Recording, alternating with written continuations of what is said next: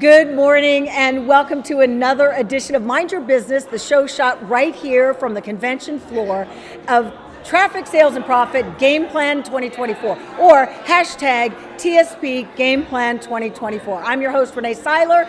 I'm here with Rosalind Goodwin. Good morning. Good morning. How was day one of the conference for you? It was amazing. Yes. Day zero was amazing too. I'm part of the mastermind. Yep. So that was a power-packed day full of inspiration to keep us resilient and to keep us going. It's been an amazing experience so far. I can't wait for today, Yep. as well as tomorrow. I'll actually be hitting the stage later today, so I'm really excited to share. Okay, I see you, Miss Ma'am. Tell me about your business. So my daughter and I are the inventors of Gabby Bows. It's the first and only guaranteed anti-slip, double-face, double-snap hair braid for girls. It's guaranteed to stay in until you take it out. Wow. We invented Gabby Bows when Gabby was just 7 years old because she was tired of me interrogating her after spending 10-15 minutes doing her hair and her coming home with half of them missing in her hair, all out of place in a hot mess. So at 5, she started asking us, can we create a barrette? And not in those types of words, but just like, can we make a bow? Can we make a bow that would stay in my hair? Wow. And after a number of weeks of just her being very persistent about it, I'm saying, well, maybe there is some type of idea here and a concept. I'm thinking it's a science project. We come up with something, we're able to sell it and put some money aside for college. Almost 10 years later, Gabby's now 17 years old. We got 3 patents on this first barrette. Wow. In retail stores, sold over 1 million Gabby Bows in all 50 states and 15 countries. No way. Right. That's amazing. And I love that she had that spirit from Yes. way early on.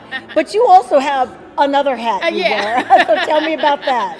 I also help to manage my husband, Mike Goodwin. If you know him and you know he's hard to be managed, so I got to come up with a better word. You can't manage Mike, Right. but I try my best. Right. He bills himself as a refreshingly funny comedian.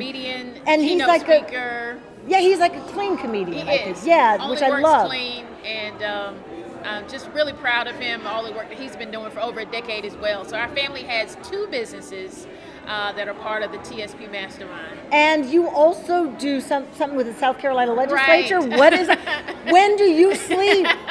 I serve as Vice President for Advocacy for the South Carolina Hospital Association, which represents all the hospitals in the state of South Carolina. Unbelievable. So I'm a lobbyist as well as one of their executives. Okay, so the real question is, what do you not do? No, but I don't do a lot. I I promise. So I'm really curious about how do you manage all of that? So one of the things that, as I was trying to figure this out as we were growing, expanding, and I know that God had called us to many purposes in our family, I started doing some research on how women balance work life. And I recognized that there was just no such thing. So I always say bump balance. Yeah. I stick more to blending my life, blending the purpose, blending the things that need my attention. And in addition to the businesses, raising 2 children as well. And I was reading this article about how a number of women do it on the corporate level, and that they have challenges, particularly as opposed to their counterparts who have a wife at home. Right. And I said, that's it. I need need a a wife. I didn't even finish reading the article. I was like, this is it. Let me find me a wife. Let me find me a wife. And I literally went on this campaign to find not just one wife, but multiple wives. So I have a food wife, a laundry wife, a shopping wife, a cleaning wife. And it's really just help. I'm calling it wife. Yeah. Because we all know what that means. Right. Like that help, having that person at home, so to speak, if you're climbing the corporate ladder. So I learned how to ask for help. Yeah, to And delegate. when people say, I don't know how you do it all, I'm like, I don't. I don't even try. And there's no shame in that. There's no shame in that. I think sometimes we as women, particularly Black women, think, Oh. well, I'm strong, so I have to do it all, which is I why gotta cook, I gotta clean, I gotta. I Right. ain't doing all that. Tell me real quick about what you do for self-care, because we were talking earlier and I Yes. just love it. Yes. So as a couple, to get away and separate business from our marriage, we do quarterly getaways, and we've been doing it for a number of years. But I started instituting about a year and a half ago my own quarterly getaway. It's called the Power 24. Love it. So I just checked myself into a downtown boutique hotel. It's cute. It's got unicorns. I love it. They know that I'm coming every quarter. Before I check in, I have some type of pampering done, so a massage or facial or something like that. I order all of my favorite carby appetizers from my favorite restaurant. Like I can have like 8 dishes in front of me when I check into the hotel. I'm not sharing with anybody. I got dessert, sometimes multiple desserts. I love it. I binge watch The Office. Right. I cry, I laugh, I fall asleep. Yeah. I Yeah. wake up and laugh and cry some more, watch some more TV, and then I start journaling. And the clarity that I receive is as if I've gone to like some type of self-help conference. But it's just the release that I needed. It's the time away that I needed. The family, of course, is not allowed to contact me. Thank heaven.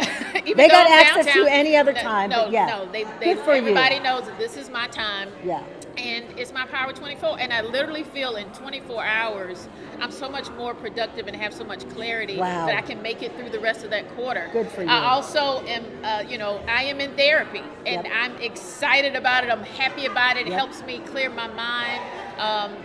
It's therapy and life coaching for me. Yep. Just Yep. having someone to talk to. Well, you're that like a helps. bright, shiny penny, so everything you're doing is working. And I just really hope that women out there are listening to that message about self-care, because it's really, really Absolutely. important. Absolutely. Rosalind Goodwin, thank you so much. First of all, where can people find you? They can find us at GabbyBows.com. That's GABBYBOWS.com. Okay. And we're at Gabby Bows on all social media handles.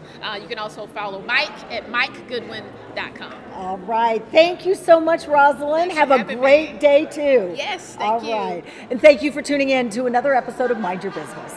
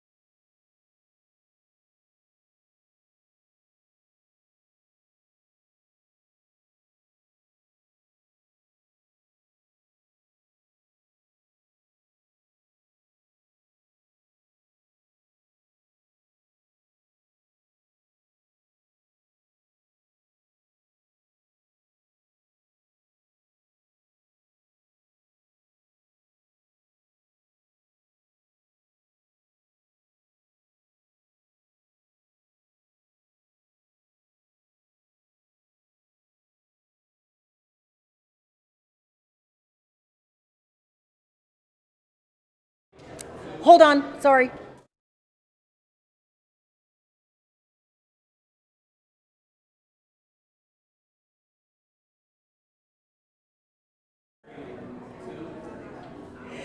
Hello again, and welcome to another episode of Mind Your Business, the show that's shot right here from the convention floor at hashtag TSP Game Plan 2024. I'm here with Dacia Woods, who's going to tell us all about her business. First, before we dive in, how was yesterday, and what are you looking forward to today?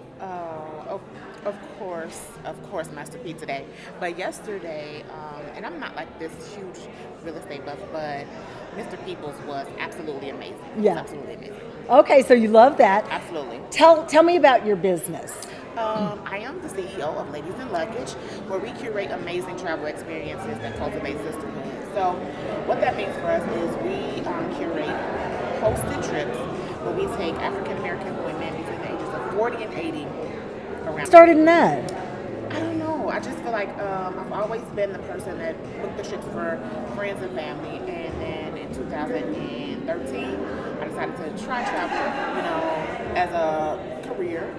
And then in 2015, it just became something totally beyond my wildest dreams. In 2015? Yeah. What happened in 2015 that made I it? decided to become independent, own my own agency, and then start putting these group trips together. Because at first it was just like individual stuff, But then curating those group trips and bringing people together, because we all got those friends. The trips go on the group chat and they never leave group chat, right? The girls trips, we going to Jamaica, and then there's 20 of us, and then 2 of us go, or nobody goes. And so having somebody else to say, hey, they're going to go anyway, even though I don't know them. Okay. And just building this sisterhood has been amazing. Do people then, they're not necessarily people who know one another? They don't. How do they find out about these? Us. I am the social media girl. I am on Facebook. I'm doing my lives, of course, ads, and just being in a community. We just started something called community chapters, and so each we have 16 cities right now where we have local events every month. So just bringing those ladies together, and then now they can find a roommate because they know somebody in their town now. And so we find each other on social. Yeah. Our community lives on Facebook, so we find each other on Facebook. Is social media? Is your business something you could have done without social media, or is that a real integral part of your business? It's definitely an integral part, but I think we could have pre-social media days, probably, because I'm a workhorse. So going out in the communities and then people getting to know me outside of that, we probably could. Definitely in my hometown, which is Chicago. Yeah. Although I live in Atlanta now, but definitely in Chicago, it could have been something huge just without social media, for sure. What do people tell you that they get from these trips? Oh gosh, we've had people tell us that we've saved them from themselves. We've saved them from depression. We have people who you forget that they met on a trip because it's like, we met on a trip a year ago, and they're traveling together outside of the group and just being like real life sister friends. And so that is the thing that really warms my heart, is to see the friendships that are forged from being able to come together on a trip where they didn't know anyone and leaving as family. Yeah, that does it for me every time. What are some of the trends that you're seeing in travel and in your business? We call them aunties, more of the 60 plus female community is ready to be outside. They are retiring, and they want to go and they want to see the world unapologetically. And they're like, I don't care the price tag. I am ready to go. I'm ready to see these things. My children are grown. I have grandchildren. I'm retired, and now I am ready to see what the world has to offer. You call them aunties? We call them aunties. I love that because I feel like I'm in that age group, and I totally understand that you've done all of this stuff for everybody else in your life. And now it's time for me. Wow, that is so great. Okay, well, where can folks find you? Absolutely all platforms. You can find us at Ladies in Luggage.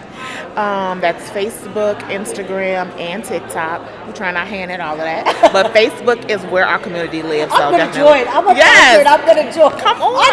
Come on, auntie. I want to be an auntie. Yes. Dacia, thank you so much. Thank you. Have a great day today. And thank good you. luck in 2024 with what you're doing. And thank you. Thank you for saving us. Thank you. Saving us from ourselves. Thank you so much. Thank you for tuning in to another episode of Mind Your Business.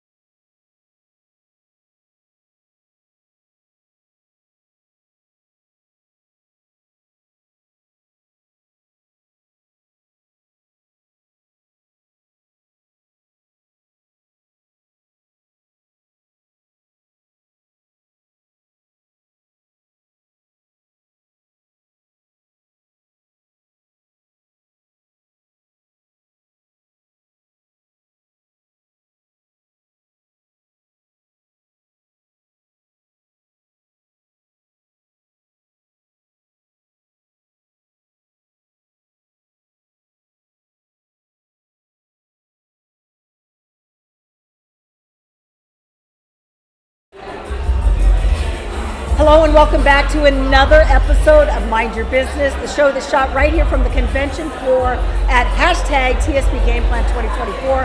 I'm here with Jennifer Jasper. Hi, good to see you. It's good to see you as well, Renee.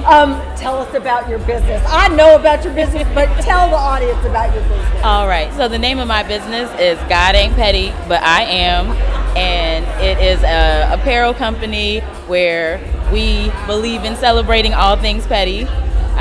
It came out of a saying I said while I was leading young adult Bible study for my church. So that shows the kind of facilitator I am. Right. So I was just going to say, how did you, that was a saying, but you made an entire brand about it. What was it about that made you say, oh, this has legs? So I'll be honest, when I said it, I immediately knew it would be great on a shirt. And I already had another t-shirt brand, so I started selling it under that other t-shirt brand. And the way it took off, the way I was immediately copied all over, I knew I needed to protect what I had created, and so that's why I decided to make it its own brand. What was the context that you used, God ain't petty, but I am? What was the genesis of that? So I don't quite remember what scripture we were in, but it was something along the lines of like God was showing grace and mercy, and then I'm like, but then there's me here, petty. And that really, I mean, I think one of the things that people love about it, and when I see the shirts and everything, is that it's like almost you're giving permission to still be a Christian and a child of Exactly. God, but I'm also human. Exactly. I'm still, a tithe-paying Christian, go to church, have my church home, my pastor knows me, all of that good stuff. My pastor, just like my mom, both shake their head, when they see my petty t-shirts. But because I do have other brands and other, custom opportunities, I'm still able to do shirts for my church and, shirts for the conferences and things like that. So, did you think that you would ever be here? I mean, here you were, like, I've got this custom t-shirt business, but, like, did you think you would? Not at all, Renee. Honestly, my goal when I started the t-shirt brand was to do $10,000 a month. Nope, I'm lying. My goal was to do $1,000 a month. I wanted to make $12,000 from my side hustle. Wow. That was my goal. Oh.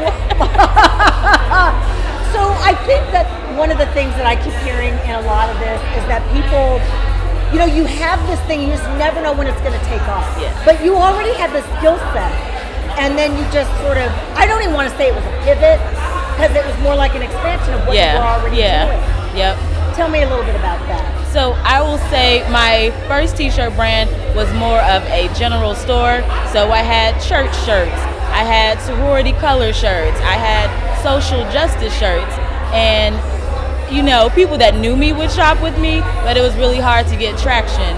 When I was able to go all in the petty, it worked a lot better, and so that's the brand I push primarily now. Do you think there was something, because sometimes it's like you have all the pieces in place and then something happens, a cultural shift or something like that?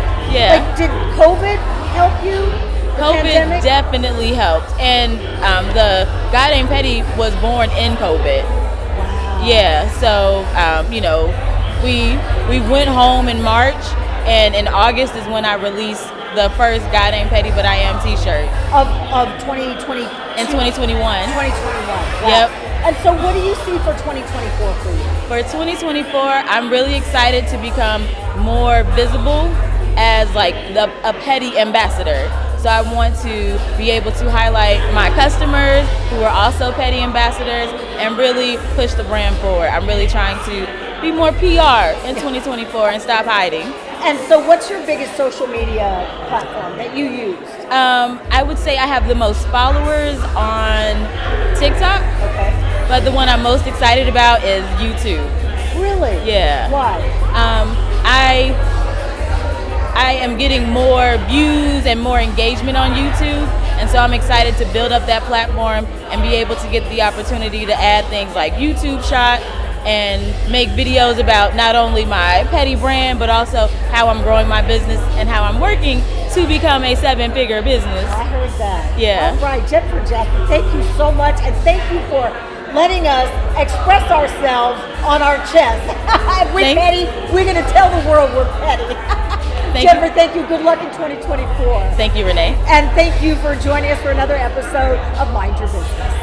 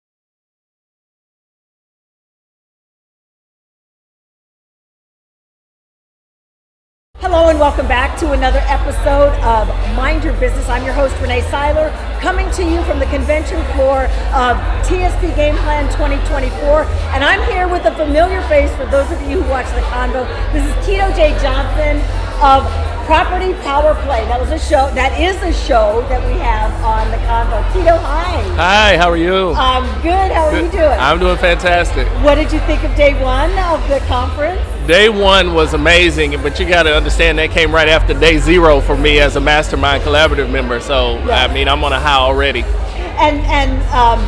So tell folks about your business for those who have not seen your show. Yes. Tell us what you do. So I'm a real estate broker and developer. I've been in the business for 26 years, and that I shake every time I say that. I started at 20 years old. And so I'm kind of all things real estate, residential and commercial. Wow. Yes. Have you always worked for yourself? I have. So I've had 2 jobs in my life.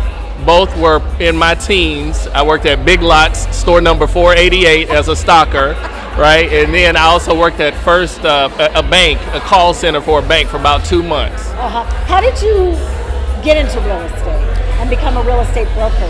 Well, it was entrepreneurship for me in general, like growing up in a family with a father who's an entrepreneur, right? So at 15, I was managing books for a multi-million-dollar company, a construction company that my father owned. And so I've always been along the entrepreneurial path, but I've also had a passion for real estate, right? So I remember being 16 years old, getting my license to drive, and as opposed to going driving, hanging out with friends, I was driving through neighborhoods, looking at houses and new construction. So it's always been a passion for me. And right around age 20, I read the book Rich Dad, Poor Dad, and the entrepreneurship in me, you know, was married to the real estate passion that I had, and the rest is history. What was it about real estate that ignited your passion? What was it? Did you see what could happen with it? Did you have a greater calling? I mean, what was it exactly? Well, I definitely believe it's a greater calling, right? I like real estate because of the opportunities that it can provide for wealth creation, for growth, for maintaining wealth over time. But at the end of the day, for me, like I'm blessed to be able to do something that I know without a shadow of a doubt God put me here on earth to do, not just for myself or for my family, but to empower other people to do the same thing. For people who are watching and they might think, oh, real estate, I don't know, I can't afford that, or that's not for me. What do you say to those folks? I say if you're living somewhere, then there's some expense right now involved with your living situation. There's no reason why you can't redirect that expense. If it's rent, you can redirect that expense into something that you actually own, right? And sometimes that might mean partnering with others. You know, just like you can partner with someone and rent an apartment and have 2 or 3 roommates, you can do the same thing and acquire something with other partners, right? At the end of the day, it's about ownership, right, and growing wealth. And I think that it's within reach for anybody. You just got to know the right people and put yourself in the right circumstances to get the information necessary to push you along that path. What are some of the trends that you'll see or have seen or think you'll see in 2024 in real estate?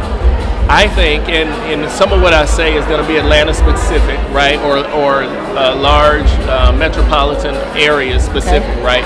Atlanta is one of the several areas around the country that has a tremendous housing crisis, right. And so the reality is, while interest rates have gone up, a lot of people say to me, how was your business with the interest rates over the last year? My business didn't slow down at all. The truth is, when interest rates go up, fewer people are buying. But at the end of the day, because the demand is still so high, it might mean that we list a property and not sell it in 7 days like we were used to doing, right, in the last couple of years. But the properties are selling 30, 45 days on the market. And that doesn't seem like an inordinately long amount of time. It's not. We're really back to normal now, yes. right? People say, oh, interest rates are so high. No, interest rates have just gotten back to where they really should have been and where they have been for so long. Right. Yeah, I mean, I think there was kind of maybe the glory days when you list a property and 24 hours later you had above the ask, you know, and then people were bidding on properties. That's not normal, though, is it? It's not. It's not normal at all. It's not. And the flip side is, because I hear people say, well, I'm going to wait for interest rates to go back down before I buy. But the reality is, when the interest rates go down, then the house prices are going to go back up, right? Oh, wow. And we really haven't seen a huge dip in pricing anyway. Right. I believe that you should marry the house and date the interest rate, because you can always refinance along the way. But I tell people, when you find a property that meets your criteria, it's what you need, it's what fits your circumstances, buy it. Yep. And we'll work out the details later. I love it. Keto, where can people find you? Keto J Johnson, Kito J Johnson, on all social media platforms, and my website is ketojjohnson.com. Keto, thank you so much for sharing your knowledge and information. Also, look for him on the Convo. You can see him on the convo.tv. Yes. Thank you. Have a great day today and enjoy the convention. Thank you for tuning in to another episode of Mind Your Business.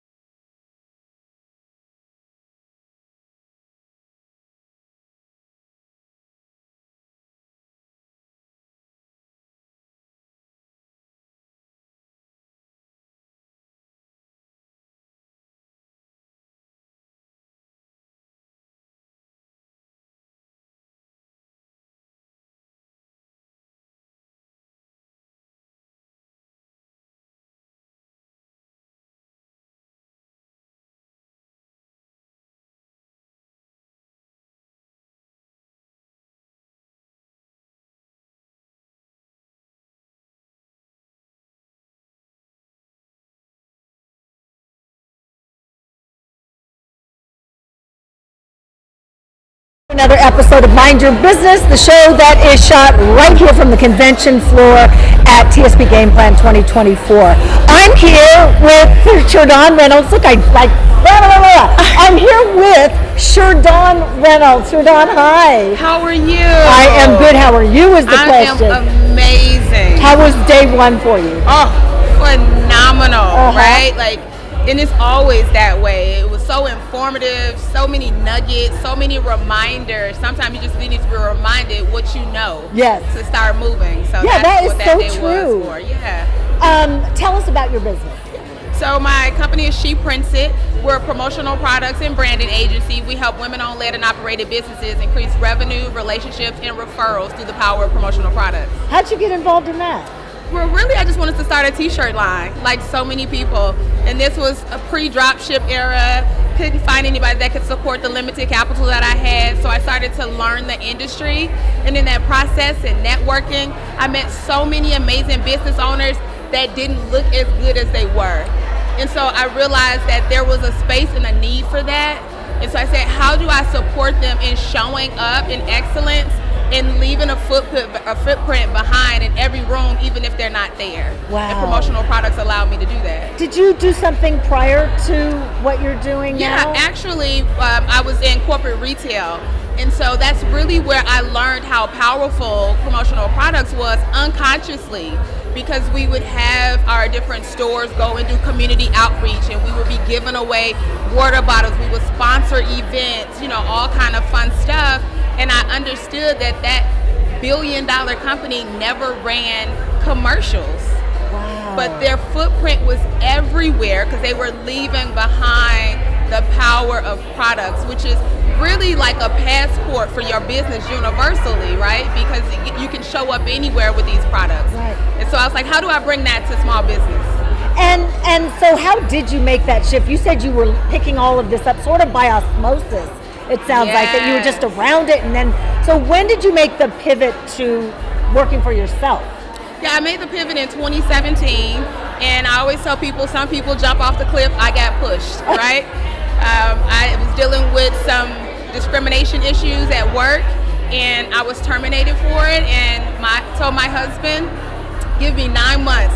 I guess I thought I was birthing a baby, right? Because I don't know where that number came from, but I said, give me 9 months to try this full time, and if it doesn't work, I know how to get a job again. Wow. And so after that, I've never worked full time. I've had the benefit of being able to live out my dream, but most importantly, being able to employ others along the way. What was that 9 months like? Were you, tell me about some of the scary moments. Every day was a scary moment because life doesn't stop because you're pivoting and trying something different, right? So we still had bills, we still had responsibilities. I was very conscious that I was putting the full weight of our household on my husband. And so every day was overwhelming at times, but it also was motivating, right? Because it was fight or flight. And I had to fight because I didn't want the alternative, which was somebody else controlling my destiny through employment. How did you get involved in this community? Well, I had been hearing chatter about TSP, and one day I said, well, let me just check this out. Maybe I'll join, and I didn't join. And I said, well, the following year, I'm going to do it no matter what. And I still was about to not show up. And someone online said, the day before, I have a free ticket if anybody wants to go. And it was the first thing that popped up in my timeline. And so I messaged her and I said, I would love to if you still have the ticket available. She did, and it is the best mistake of my life, right? It was an accidental blessing. Yeah, and so here I am in my second cycle. Love it. Have done multiple six figures in the community alone. It has been life changing. Oh, so what would you tell someone who's watching this, who's like, should I go out on my own? Should I, what's the most important piece of information you would give somebody? Yeah, I will say, and I say this often, there's a tuition to doing business. And if you're willing to pay to go to college with the hopes that something will work out, if you're willing to pay for private school for your children with the hopes that one day it will manifest. You should be willing to pay the tuition of doing business so that you're in rooms and in spaces and in networks of people that can also elevate you, teach you, give you the tools that you need to succeed. Love it. Sherdon Reynolds, thank you so much. Appreciate your time and keep doing what you're doing. Thank you. Oh, where can people find you? Oh, absolutely. So we're She Prints It on all platforms. If you need us online, it's sheprintsit.com. Call us at 844-777-5900 and info@sheprintsit.com. But we're always present. You search She Prints It on Google and you will find the source to your branding needs. All right. Wait, did you have a little prop or something? Tell me, show that real fast. What you got? So we just Hold it up released to the our camera. 2024 catalog. I'm so excited. So if you want to learn more about some products, some top sellers and things of that nature, you can always email us. We'll send you a digital copy. If you're in Atlanta, our office in Stockbridge, Georgia, you can swing by and get a physical copy and also talk to members of our team to understand what's the best fit for your business. Love it. Sherdon, thank you so much. Have a you. phenomenal day and a wonderful 2024. You do the And I'll see same. you around. And thank you for tuning into another episode of Mind Your Business.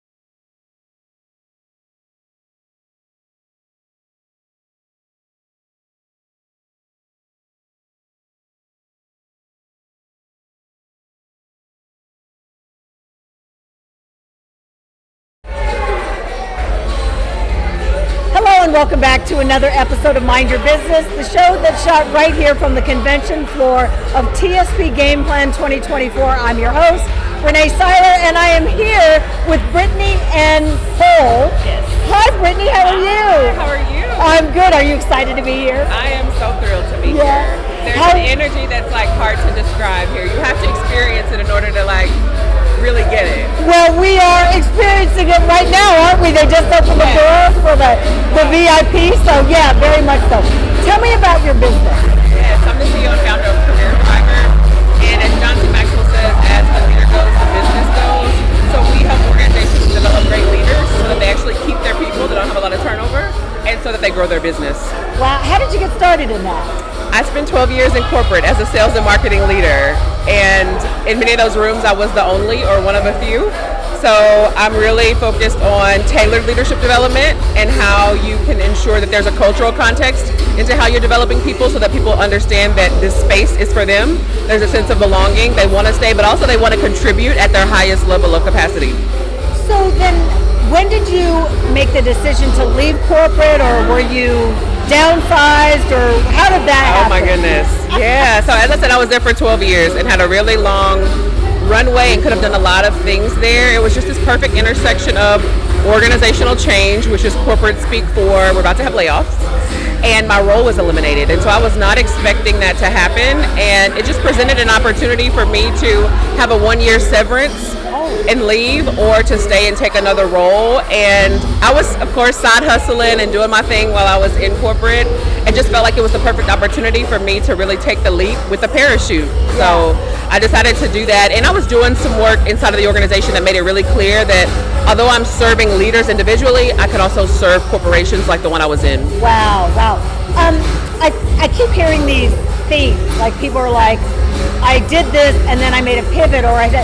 So it's really not like you were doing something that was completely different from what you were doing, just that you were doing it for someone different and sort of expanding on your skill set already, right? Yeah. That's probably been one of my biggest lessons in business so far, that oftentimes the change that makes the difference from stagnant growth to accelerated growth is minor. So I literally today, our curriculums are built around the same signature system that I was selling to women doing a mastermind quarterly or semesterly. Right. Now we just sell that to corporations. So it's the same, but it's a different buyer, and so you position it different, but a lot of it is the same.